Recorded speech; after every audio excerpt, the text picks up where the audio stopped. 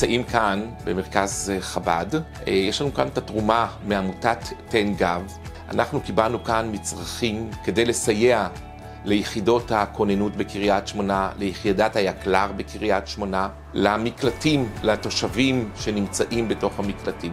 יש לנו כאן דברים חיוניים ביותר לטובת התושבים. יש לנו כאן גנרטורים, יש כאן מייבשי כביסה ומכונות כביסה, יש כאן טוסטר אובן, יש כאן מקררים, יש לנו כאן מחמים, יש לנו פלטות ויש לנו את הקומקומים, שזה בעצם התרומה היפה שניתנה לקריית שמונה על ידי עמותת תן גב. תודה רבה.